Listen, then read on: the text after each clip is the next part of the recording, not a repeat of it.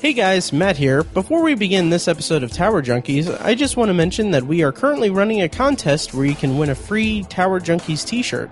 The contest runs from now until January 1st, 2018, and if you want to enter, all you have to do is leave a rating and a review of the podcast on iTunes or Stitcher, take a screenshot of the review, and email it to matt@obsessiveviewer.com with the subject line Tower Junkies t-shirt contest.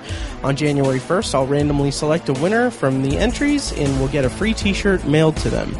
We'll be accepting entries until December 31st at midnight, so make sure you get the email in before then. Thank you guys for listening, and enjoy this week's episode of Tower Junkies. You're clean, aren't you? Except for your tower. You're a tower junkie, Roland.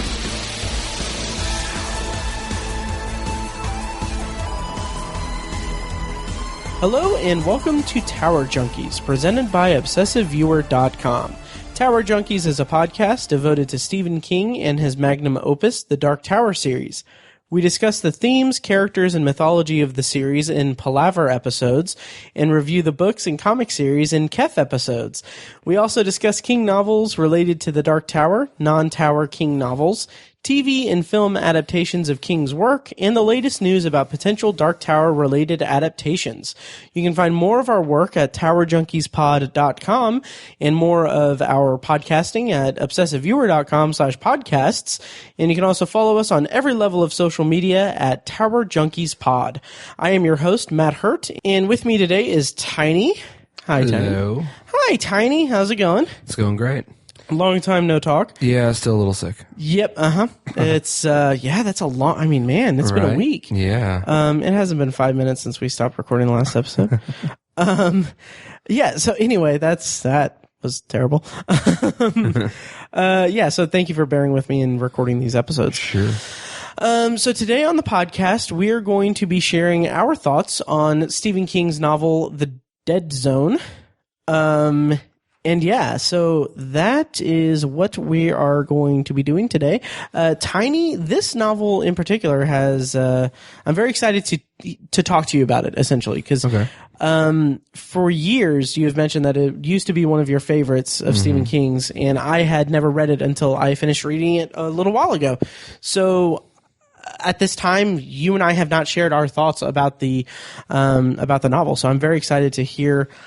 I'm very excited for this discussion. Totally. And it was one of the first 5 Stephen King books I ever read. I don't remember where, it wasn't the first, but it might have been the second or third. I'm not really sure, but it held that title for a little while. My favorite Stephen King book. So nice. It's good. And that's awesome. So I'm very excited for this episode. And before we get into our review and everything, we like to check in with each other regarding Stephen King. So anything new with you in the world of Stephen King? Yes. I also recently purchased Needful Things, which I think is one of the more central Castle Rock stories. Mm-hmm. It's the last Castle Rock story. Technically last, because Gwendy's Button Box is the most recent one, but when Needful Things came out, it was billed as the last Castle Rock story. Okay, nice. So, yeah, I'm looking forward to that one. Yeah, and I'm making my way through Sleeping Beauties as well. So nice, nice. It's going to be a total dick and be like, have you gotten any farther? But, nice. I am still working on Sleeping Beauties as well. And it's interesting because, what is it? Needful Things. It is kind of it's the Stephen King novel. One of the Stephen King novels that I haven't read yet that I'm actually really excited to read. Nice. It's one of my top to read Stephen King novels. And the reason for that is that I just think the premise is awesome. Okay. And I really the kind of tragedy of my life is that I want to read the Castle Rock stories in order. Okay. So Needful Things is, pretty far down that list. So I'm like, man, I gotta wait until then. But I'm very excited to read it. And they actually have a paperback edition that on Amazon you can pre-order. It releases in March. I guess it's a new one, like these new ones that have been coming out. Okay. But it's odd because on Amazon it shows that it should have shipped in November. But on Amazon it also shows that it's released in March. So I guess in March I'm going to be receiving Needful Things, but okay. But yeah. And then my check-in is I had something but I forgot. Oh, I will go ahead and just say this. So we're recording this November 1st. Yesterday, Tiny, the Dark Tower movie came out on Blu-ray. It did. It did. So are you going to buy it? Man, I really don't know. I feel like I need to. I feel like I need to buy it because it's the Dark Tower, and even though the movie sucked, I kind of want to see some of the behind the scenes stuff. Even some like interviews with the actors and the filmmakers and stuff. So I feel like I can't miss out on that stuff. So yeah, I'm gonna have to buy it. Yeah, and I'm kind of in the same boat.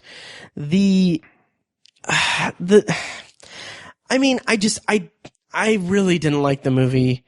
I really did not like that movie. Terrible fucking movie. It's terrible. And the thing that kind of pisses me off about it even more now, or continues to piss me off about it, is that Best Buy has Steelbook Blu-rays, like special covers and everything for Steelbooks. And to be honest, the Dark Tower's Steelbook looks kind of badass. Nice. And like here it is right here. Yeah, that does look cool. Yeah, and like I don't want to buy the damn movie, but it's also like you said, it's the Dark Tower. I'll probably buy it, and to the benefit of everyone listening, we will at some point record a commentary track for the movie. Yeah. So that will be in the pipeline. That will be what we buy the Dark Tower for. Yeah. So that we can provide you guys with a commentary track for the movie. Totally. Yep. So that'll be in the pipeline at some point whenever we get around to buying the Dark Tower. So that's my check-in for this episode, and let's get into our review of The Dead Zone. The Dead Zone, I should have pulled it up here. The Dead Zone is a novel by Stephen King. It's not, it has some ties to Castle Rock. Part of the story does take place in Castle Rock, and it does include a Castle Rock Strangler subplot. And let's see. Okay, so this novel was published in 1979, and it's his seventh published novel, I should say. And let me go ahead and read the plot description, courtesy of the back of the paperback edition of the book. When Johnny Smith was 6 years old, head trauma caused by a bad ice skating accident left him with a nasty bruise on his forehead and, from time to time, those hunches. Infrequent but accurate snippets of things to come. But it isn't until Johnny's a grown man, now having survived a horrifying auto injury that plunged him into a coma lasting 4.5 years, that his special abilities really push to the fore. Johnny Smith has come back from the void with an extraordinary gift that becomes his life's curse, presenting visions of what was and what will be for the innocent and guilty alike. But when he encounters a ruthlessly ambitious and amoral man who promises a terrifying fate for all humanity, Johnny must find a way to prevent a harrowing predestination from becoming reality. So, Tiny, this was one of your favorite novels. And, of course, this review is going to be a spoiler-free review, and then we will go into a spoiler review. We will prompt you guys for the spoiler review. So we are spoilers-free, we're non-spoiler right now. Yes. Tiny, what made this one of your favorite Stephen King novels? I think it's similar to 1922, which we talked about earlier, in the regard that it has this supernatural element to it, and the in the fact that he's a clairvoyant person. But again, that's not really the focus of the story. I feel like it's so much about the inner turmoil of the character of Johnny Smith deciding what lengths he should go to with this gift or curse, whatever you want to call it. How far should he take the knowledge that he finds, and should he try to use his ability to actually do good? Should he basically like superhero it, or should he just take things as they come?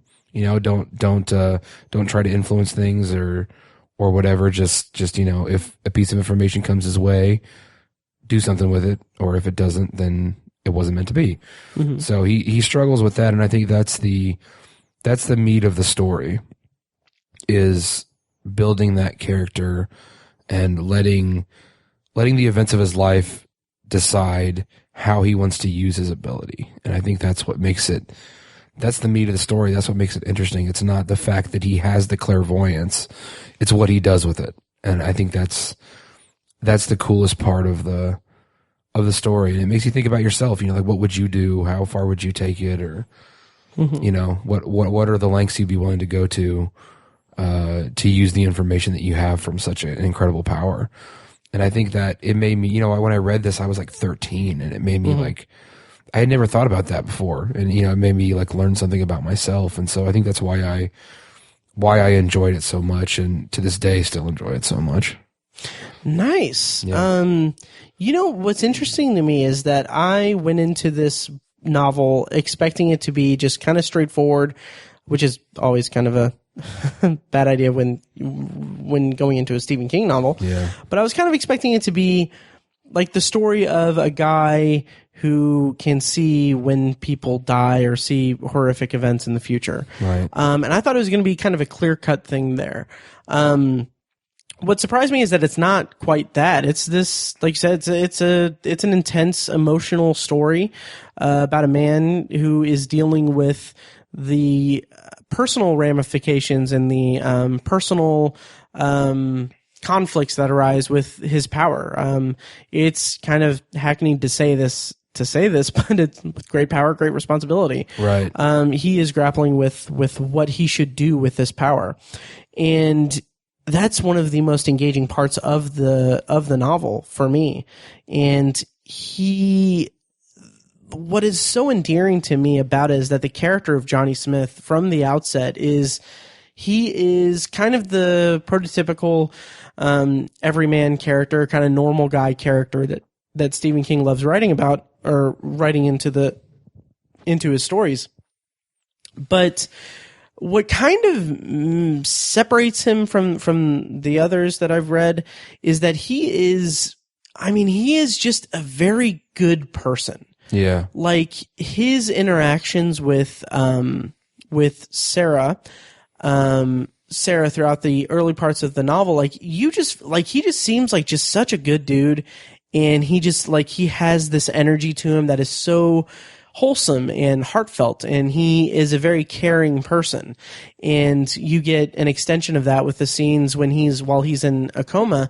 You get scenes between Sarah and his father, Herb. Yeah, Herb. So with the scenes with Herb and Sarah, like one of the things I loved about it is that when Johnny goes into a coma, he basically, the book shifts to being about the supporting characters in his life dealing with him being in a coma. Right. And that's what I love, because it could have just been an easy time jump to 4.5 years later, he's waking up and, all this stuff has happened. Right. But it's not. It's great. God. And kind of going back to kind of overall thoughts on it. My overall thoughts on the book is that I was really into it in the first third. The book is kind of separated into three kind of distinct sections. 3 to 4. Yeah. And it's an interesting way to tell the story. I don't know throughout it if I was really on board with the narrative structure of it. We get the first part. Then the kind of middle section of the book, without going into spoilers, is kind of it's kind of an interlude between the beginning and the end game of the book, and it's kind of unconnected, and it's kind of more of a proof of his powers, I guess, or proof of the proof of his consciousness and stuff like that. So and that is something that, like, it's a subplot that I kind of wish was the entire novel. Yeah. It's an interesting enough subplot, but then by the time we got to the last part, I was kind of all for it. But I just felt like it was a little clunky the way that it was presented, and I'll go into more detail and spoilers, but I just had some small issues with the way that the book was, the narrative was organized, essentially. Did you catch any of that, or are you picking up what I'm putting down? I am, yes. Yeah, I agree. I think a whole novel could be dedicated to just that, the whole man in a coma thing and how his family deals with it. There's actually a really cool movie called The Diving Bell and the Butterfly, where it's a true story about the editor of Vogue. Like, gets in a bad car accident, and he loses his ability to communicate. He can't talk or anything, but he ends up writing a whole biography. He learns how to communicate with people. Right. It's a really good movie, and so it's the perspective of that movie is so cool, and I feel like that movie kind of proves to me, or kind of confirms the premise that you can have a whole story evolved around someone who can't communicate in traditional ways, or who has different skills of perception, like someone in a coma might have, or there's some cases and some science to back up that people in comas can have some perception, and they can hear things and know stories that happened while they were in their coma that they shouldn't know, and stuff like that. And you're right. That could be a whole coma, or that could be a whole story about being in a coma. That would be such a cool perspective, and it would take a really skilled writer to pull it off. But I would totally read the crap out of that. Yeah, absolutely. And Greg Stilson is an interesting character in his own right, and we will talk more about this in spoilers, and we won't. We'll see how it goes. Yeah, I had some very vivid thoughts when reading the Greg Stilson parts of this book. Right. And I think the Greg Stilson subplot, without going into too heavy of spoilers, makes, in a very tragic sense, makes the Dead Zone, both as of now in 2017, kind of timeless. Yeah. And also very prescient. And we'll talk more about that in spoilers, but it's a very interesting subplot. Totally. And it's something that, even though I kind of felt a discrepancy between, or not discrepancy, but a disconnect between the different acts of the story, if you will, I felt like it was played out really well. Agreed. Yep. Yeah, it would be fascinating for Johnny Smith to shake Donald Trump's hand. Yeah. That would be. Oof. Yeah. Oh God. Yeah. Ugh. Anyway, is there anything else we should say? Non-spoilers. It's kind of brief. It is kind of brief. Yeah. What did you feel about the different relationships Johnny Smith had with characters throughout the book? There's the whole plot with him and Sarah, him and his father, him and his mother, and then also Chuck, the kid that he tutored in the third act. Right. I think it's it serves your point that he's just a really good person, because throughout the movie he has these relationships with people, and everyone ends up really liking him. Mm-hmm. Like the kid that he tutors considers him a really close friend, and Sarah, his love interest, never really falls out of love with him, I don't think, despite the fact that she's married and has kids and all that. Mm-hmm. And his dad, never gives up. He kind of gives up hope on him while he's in his coma, but I think he really redeems that by how close he is with his son after he gets out of the coma. Yeah. The relationship between his father and him is so heartwarming. Absolutely. And it's beautiful. Right. And then the doctor that he becomes friends with, and the doctor who, he's a man of science, but he has to acknowledge that there's something beyond what science can explain going on with this person, and he's still. It's just interesting how he tries to balance his professional ideas with the evidence that's presented to him, and I just kind of appreciate the. I don't know if I want to use the phrase mental gymnastics he has to go through, but maybe like logical gymnastics he has to go through in order to, understand what this man is capable of. But I think it was just a really interesting perspective to have a medical scientist so closely attached to his character. That was one of my favorite relationships of the book. Mine too. And Wyzak is the doctor's name. Yeah, there you go.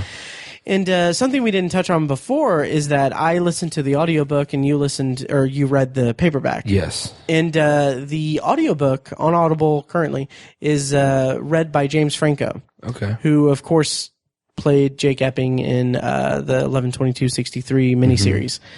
And just to kind of go on a brief tangent, James Franco does an incredible job narrating this book.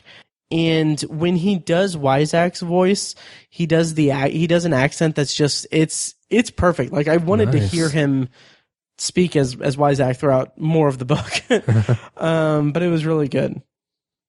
And I love that relationship too, because for everything you said, and just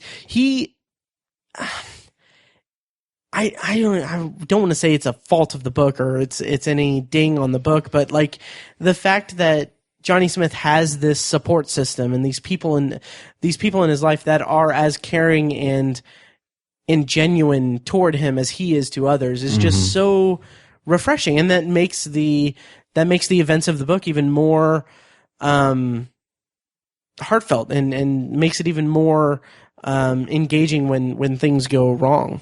Totally. Agreed.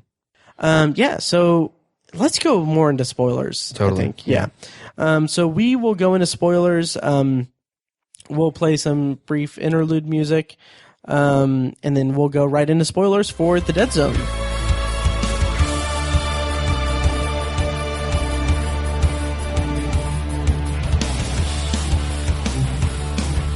And we are spoilers on for The Dead Zone by Stephen King.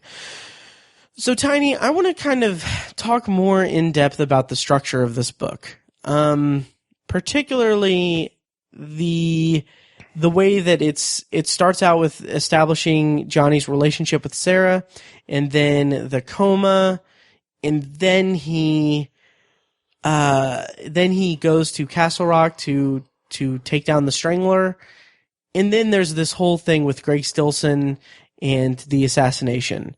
One of the things that I felt so disconnected with on this, and so that one of the things that kind of made me I kind of struggled with it throughout the book, is that not so much that it jumps from, Strangler to politician, to assassination thing. And it felt very kind of loose and very, it didn't feel like the narrative was, it felt more like a just general flow, and it didn't seem connected to the rest of the book, each specific part. So other than that, like the thing that made me feel kind of disconnected to it is that first part, Johnny Smith's whole support system and everything is his father and Sarah and Wyzak. And then in the latter part of the book, suddenly over halfway through the book, we're introduced to this kid who has a learning disability or dyslexia and can't read. And we have his father. We have a whole new set of supporting characters and a whole new job for Johnny. It feels like a different book. And that took me out of it a little bit, because I really wanted to connect more with the characters that had been established. And even though they were still kind of there, it just felt like, man, we're being introduced to a whole bunch of new stuff. And it paid off well, because toward the end, when he's going toward the assassination attempt, you get this wonderful kind of thought of like, there are so many people that care about him that, are going to be affected by this. But it just felt like it was just kind of clunky. And I have more to say on that. But did you feel that at all, or? I don't know that I felt that way specifically, but I can understand how you got there. Because I feel like Johnny moving to, it's New Hampshire, correct? That he moves to? I believe so, yeah. He moves to New Hampshire, gets this tutor job with Chuck, the young kid. I think that was his attempt at like a fresh start. So Sure. it kind of is a new story. It kind of is a new story in a way. But you know, of course, as he finds out his demons follow him there, if you will, or if you want to call them his demons, they follow him there. And I think he kind of comes, that part of the story was integral to his development, because he figures out that he can't run from this, or he can't just push down his abilities, or, you know, get away from them. Really. He has to do something with them. And I think that story, or that part of the story, that experience he had in New Hampshire, drove that home for him and made that a reality, that he can't just sit idly by with his power, with his abilities anymore. He has to do something with them. And so I think I agree that it was a bit of a jump and could be jarring, but I think it was so informative to his character and so developmental in his evolution as a character that it was a good choice, or like a necessary jump to take. Okay.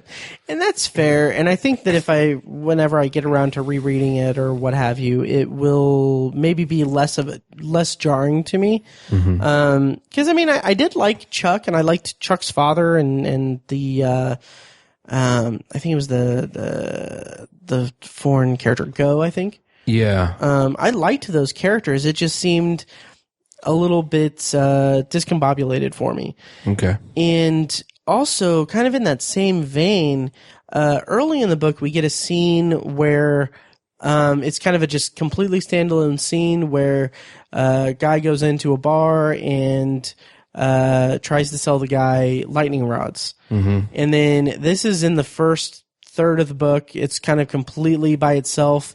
And then the payoff of that, if I remember correctly, is that it was the place where Chuck and his classmates were having their big party that caught fire and killed a bunch of kids. So my kind of gripe with that, and it kind of escalated the feeling of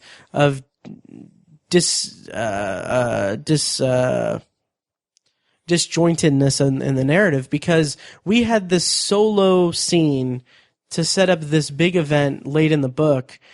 And it just made me think, like, well, when we had that scene, like, none of the characters that are at risk or anything were even introduced yet. Yeah. And it just seemed like it wasn't so much like I didn't need to know that Chuck was a person when the guy goes into the bar to sell lightning rods, but it's just like, it made me think, like, man, we've come a long way, and the placement of this lightning rod scene is just like, did we even need that?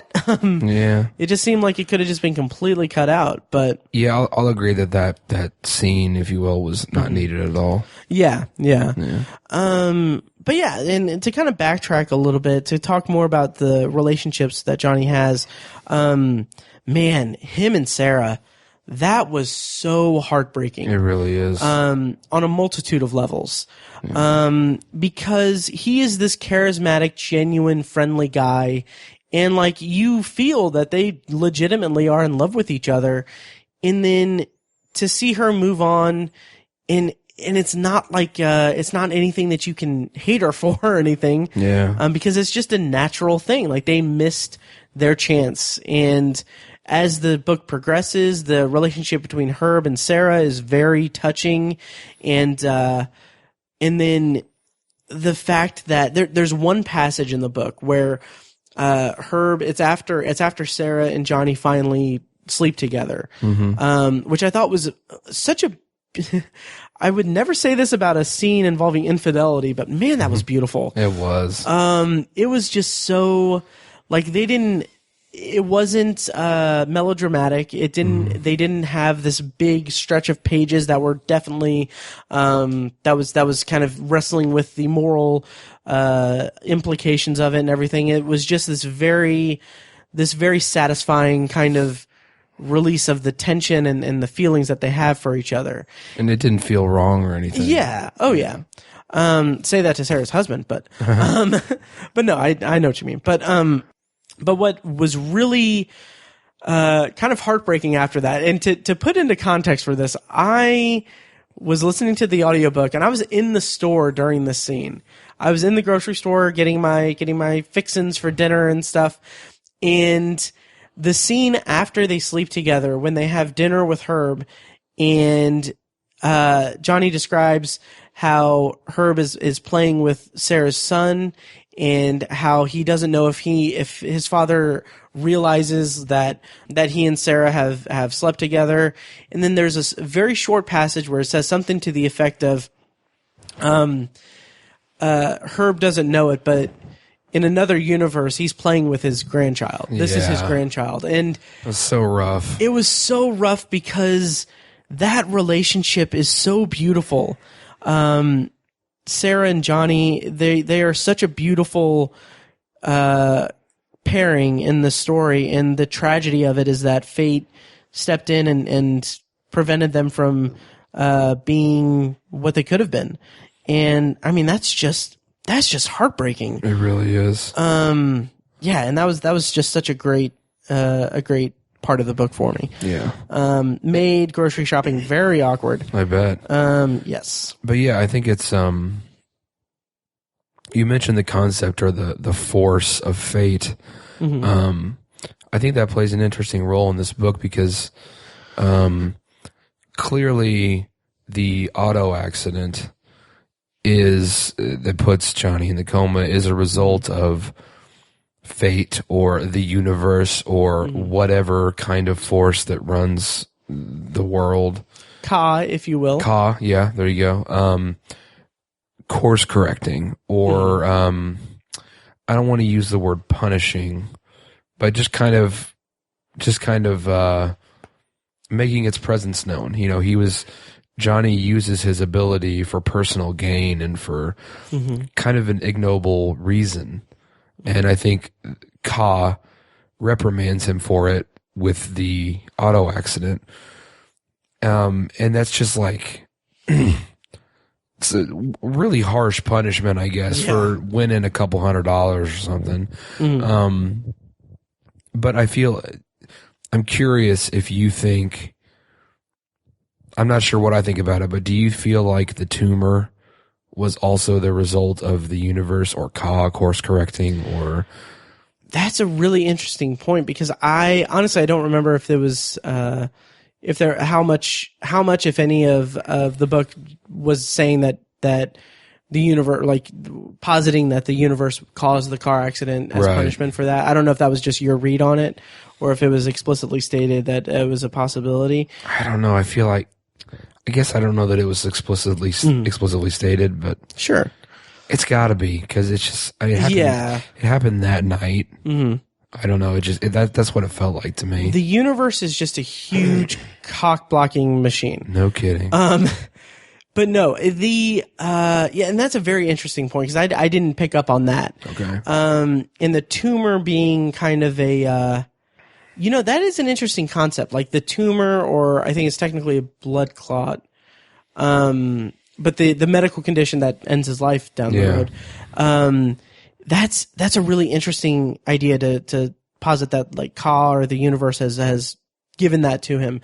And that makes me wonder,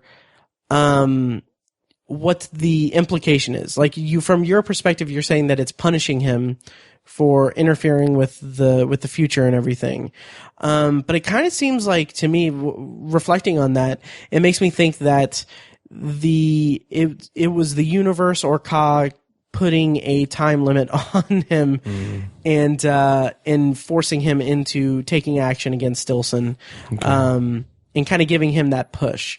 Two completely different reads from different ends of the spectrum, but I think that you could make an argument for both. Yeah. And it'd still be compelling either way. Right. And I would also make that argument because every time his clairvoyance kicks in, he gets the headaches.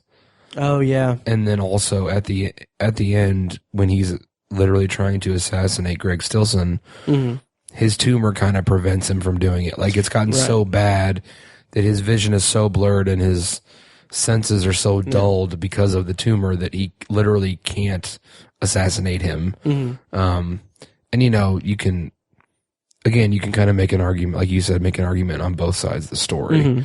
So I don't know. That's an interpretation I kind of came away with reading it this second time. But, that's really interesting. Yeah, I'll have to next time I read it. I'll keep that in my mind about it. right. But yeah, we'll go back to the assassination attempt in a bit. But I want to also kind of circle back and talk about his relationship with his mother. That was something that I thought was really interesting. Like, and it's kind of a trope of Stephen King that he has a religious fanatic in a story. And since this is so early in his career, it's kind of funny to see that coming back so frequently that early in his career, because he had Carrie and the Stand. Oh, I think, was this before The Stand or after? I think this was right after The Stand. Yeah, after it, yeah. Yeah. But anyway, so he has this religious figure that becomes a zealot and is basically, that's her coping mechanism for the accident and Johnny's coma, which I thought was a very interesting thing to do to the character.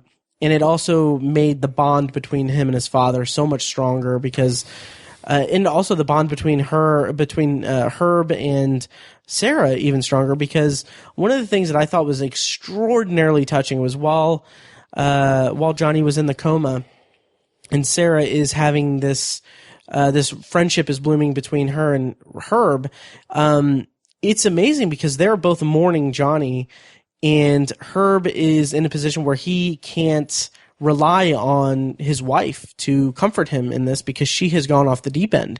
And it's just this tragic coming together of two characters and becoming friends through tragedy and through coping and mourning of this person that both of them love. It's just a beautiful way to tell the story in that section of the book. I loved it. Yeah, I agree. It's so hard. I feel like, we talked about how wholesome and good of a character Johnny is. And he just gets shit on at every turn. His mom dies and his dad is depressed and he's in a coma. He loses his girl. He has this medical condition. He has horribly painful physical therapy he has to go through. It's just like, it's kind of it's his mother and her condition is kind of another check on the list of shit that Johnny has to go through, and it's another thing that influences his decisions throughout the book. Yeah. And it comes up even after she passes away. He has flashes of his mother telling him that he needs to use his ability. And I think that's really integral because, you're supposed to do what your mom tells you. Right. What son doesn't want, what son wants to go against his mother's wishes?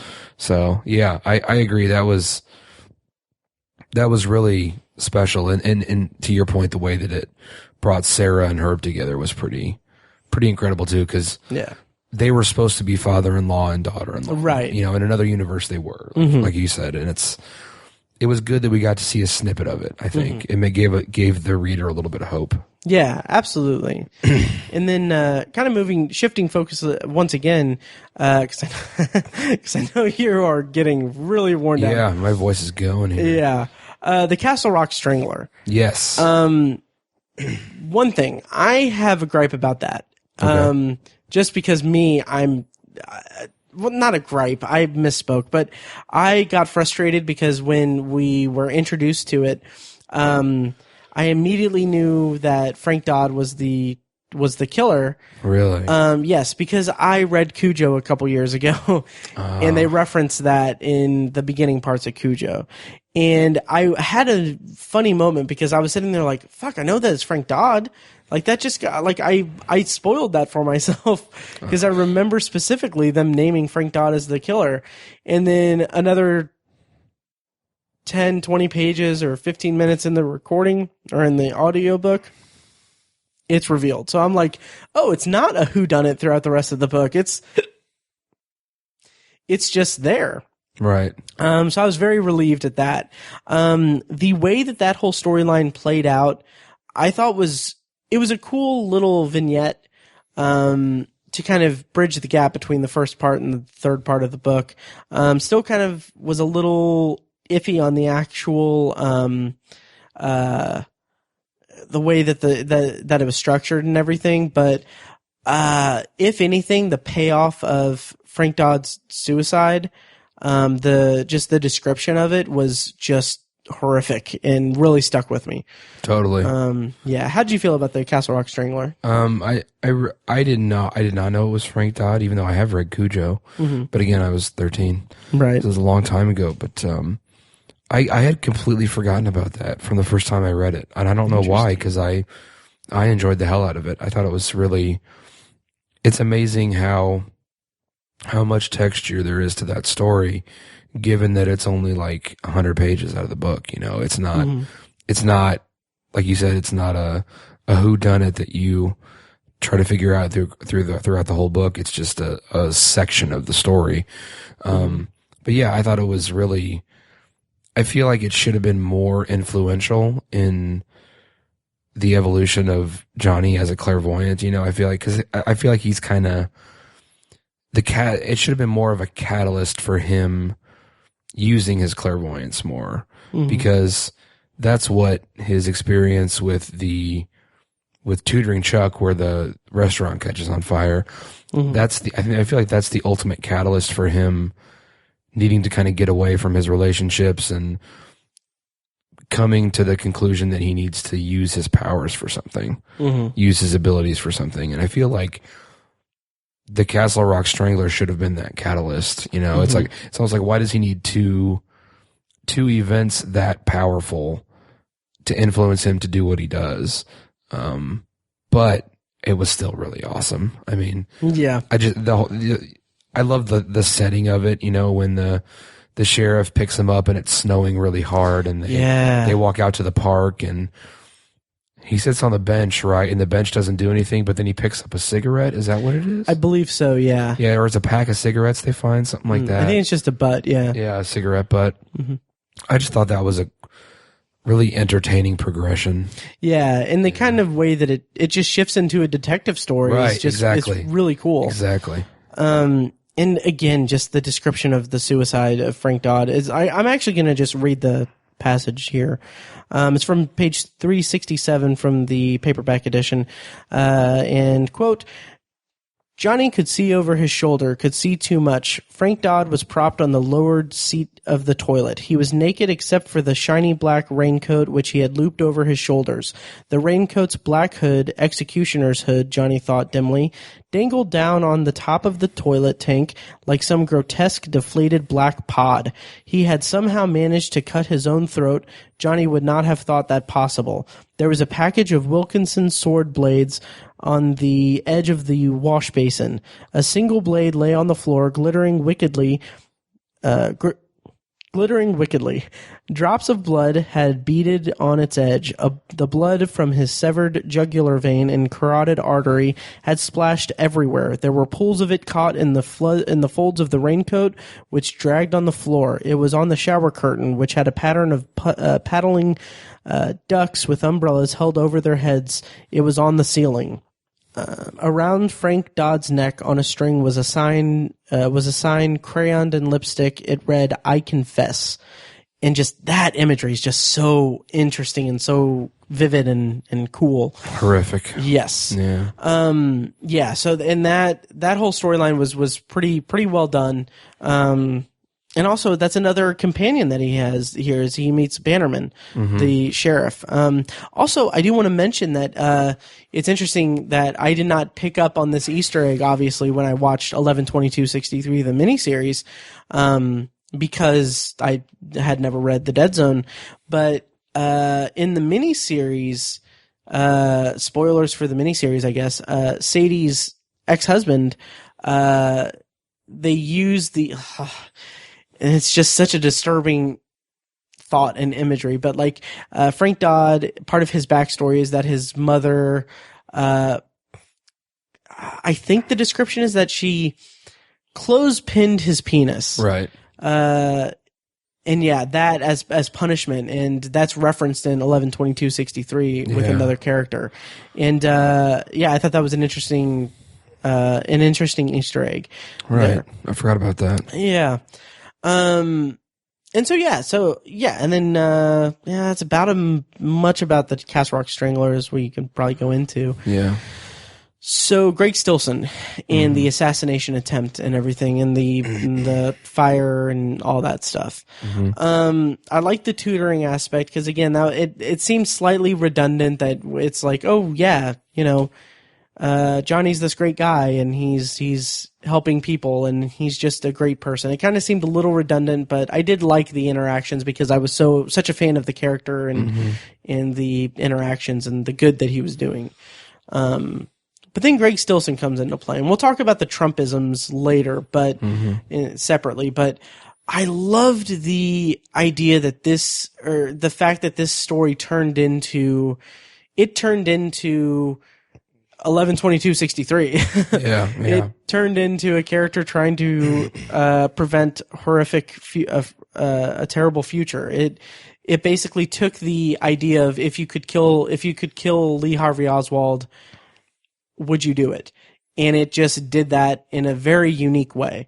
And it was really enthralling because as the story gets to the point where it's turning into an assassination plot from the perspective of the assassin who you have spent hundreds of pages falling in love with, really, and being behind the entire way, it's just a really unique narrative choice to kind of chronicle his not descent into madness, but you're behind him in his goal to take out Stilson. And I thought that was a really unique place to take the reader. Totally, I agree. Yeah. And then the part where he comes to the decision that he is going to do it, and then we get this kind of lead up to it where it's an account, and I loved this. I thought this felt like this kind of was very unnerving and chilling that there's a section where he's going to the place where he's going to try to kill Stilson, and his actions of that day are told via the eyewitness accounts of people that he interacts with. Right. And it is so chilling because it's like reading accounts of people seeing ghosts and things, because something is about to happen and it's going to be world changing. And then how did you feel about the actual payoff of it, the assassination attempt and the revelation of the blue filter being a child, and then Greg Stilson using the child as a shield and thereby ruining his political career without having Johnny kill him. I think it was a great direction to take the story in because I feel like the wholesomeness and delightfulness of the character of Johnny would have been cheapened in a certain way by the fact that he would have killed someone. I think, from a moral perspective, you could still defend it and say that, well, he was actually doing the right thing by killing this person.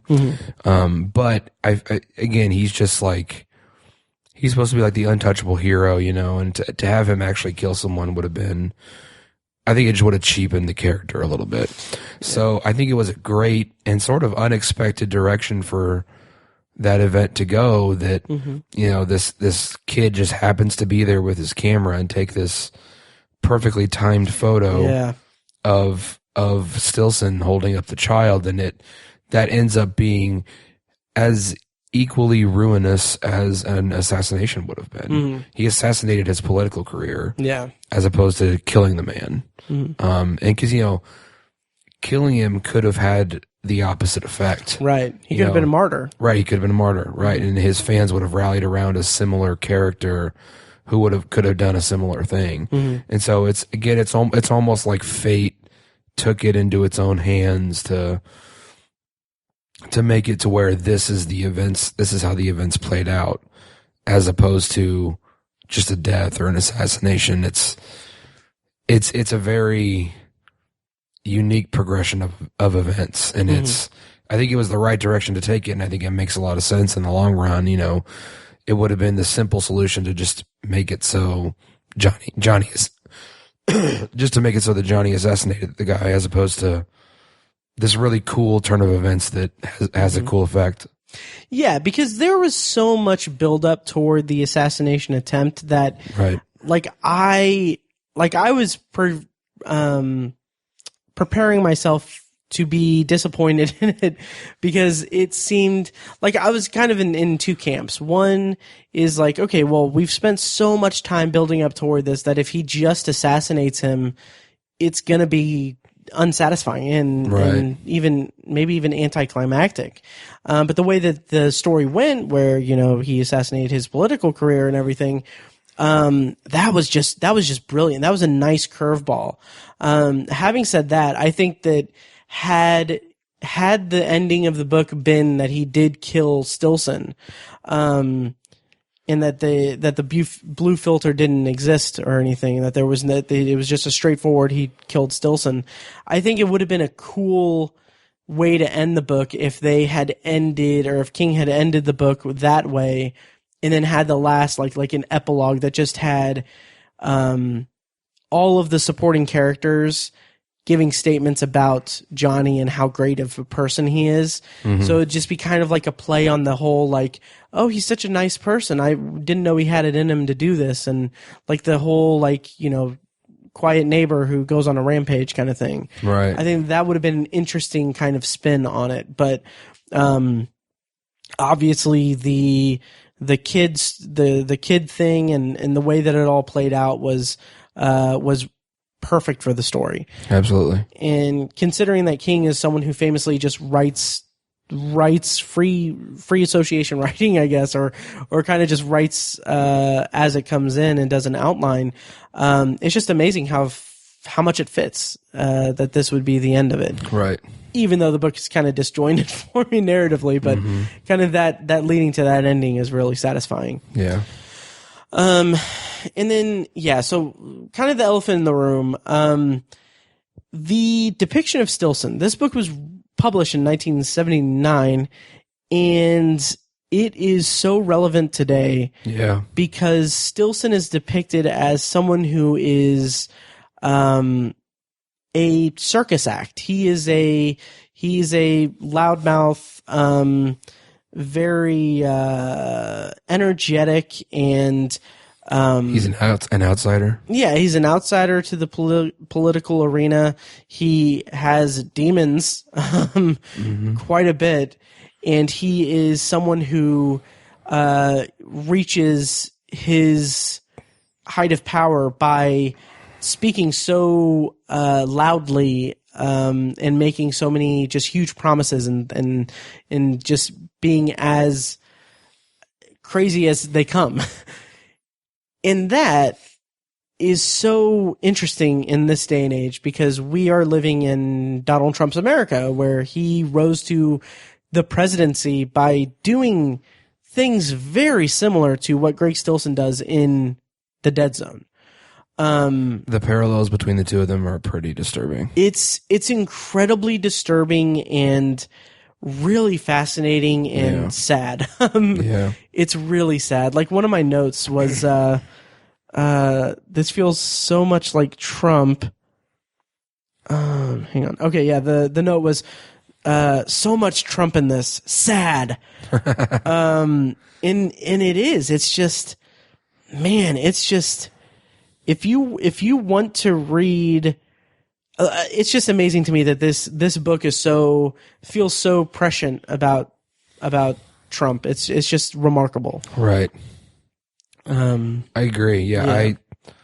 The first time I read it, there was no crazy politicians in office that I could equate the character with, but yeah, reading through it this time, I was like borderline disturbed. You know, obviously I don't want anybody to assassinate Donald Trump. Right. I'm just saying, you know, what I found disturbing is that this rational person, you know, foresaw all the character flaws of this person and thought they were so bad that the person needed to die. That I see those same things and some of those same things in Donald Trump.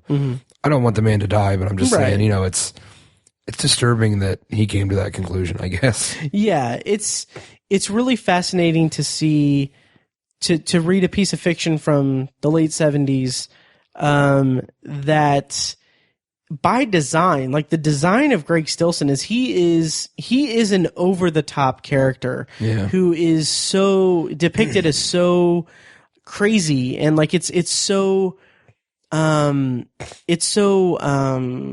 deliberately crazy throughout the book. And to have that craziness, like to have Stephen King write that, and then have us live that type of thing so close to it, is just kind of astonishing. And it's a very, very relevant book, to read. And obviously, yes, we're not saying anyone should assassinate Donald Trump. Yeah. If he were to leave office, I mean, that would be cool. Right. But yeah, it's just, man, it blew my mind. So many parts of this book, talking about Stilson, just made me just kind of have to pause and be like, man, Stephen King was just hit it right on the head. Absolutely. Decades before it happened. Yeah. In a book about someone who sees the future, which was pretty astounding. So, if you, whatever end of the political spectrum you fall on, check out Dead Zone, because it's amazing. Absolutely. The parallels. And let's see, is there anything else we should cover? If there is, I'm not sure I can get it out. Right. Yeah. My voice is done. Right. So we will be reviewing the movie. Is it a David Cronenberg movie? I don't recall. I want to say it's David Cronenberg. It might be. With Christopher Walken. It's not good. And Martin Sheen. Yeah, I'm kind of. Yeah, well, it's our job. Yeah. We will not be reviewing the TV show because that's just too much work. Yeah, no way. Although, man, it would be interesting to see a TV show. I have no idea how the TV show arc was played out, but I don't know if it was just the Dead Zone in name only or what, but and I don't know if they ever did a Greg Stilson thing or anything, but it would be amazing to see someone make a TV show for like maybe 3 seasons, and kind of each season, like this, I mean, shit, it's 3 seasons. First season is him getting his powers, learning that he has those powers. And then the second season is the Castle Rock Strangler. And then the third season is Greg Stilson, and you're done. Yeah. Like, that would be amazing to have that much time to breathe and have the character, like, build up the relationships each season, and everything would be astonishing. And it would fit really well into the television medium. Agreed. Yep. So we're going to be doing that, and it is directed by David Cronenberg, from '83, I believe. So we're going to be reviewing that in the coming weeks, and then we'll also have a review of Christine, both the novel and the movie, and eventually we'll get to The Dark Tower, and we will have a commentary track for The Dark Tower movie. Yep. Yes. So Tiny's about to pass out from his illness. So all right. Well. I think that about does it for this episode of Tower Junkies. And thank you guys for listening. Long days and pleasant nights. And may you have twice the number. Thank you for listening to Tower Junkies, a Dark Tower podcast presented by ObsessiveViewer.com. You can find more of our episodes at TowerJunkiesPod.com, and you can subscribe to the show on iTunes, Google Play, Stitcher, or anywhere else podcasts are found. If you'd like to donate to the podcast, you can find ways to do that at TowerJunkiesPod.com/donate, or become a patron for Obsessive Viewer at Patreon.com/ObsessiveViewer for recurring donations with different reward tiers. Every donation goes toward paying the fees to keep the podcast running and is greatly appreciated. Any and all feedback on the podcast is encouraged. You can contact us by emailing us at matt@ObsessiveViewer.com, or by tweeting us at TowerJunkiesPod, or at ObsessiveViewer and at ObsessiveTiny. You can also like us on Facebook at Facebook.com/TowerJunkiesPod. For more podcast content from ObsessiveViewer.com, Check out Anthology, my solo side project podcast where I'm reviewing The Twilight Zone as a first-time viewer and exploring other classic and contemporary science fiction anthology television shows. You can find Anthology at anthologypod.com and anywhere podcasts are found. Finally, if you're philosophically curious, check out Tiny's side project podcast, The Secular Perspective, which explores the concepts of faith, religion, and existence from the perspective of secular hosts Chad and Amanda. You can find that at thesecularperspective.com and subscribe to the podcast on the app of your choice. Once again, thank you for listening to Tower Junkies, and we'll see you next time.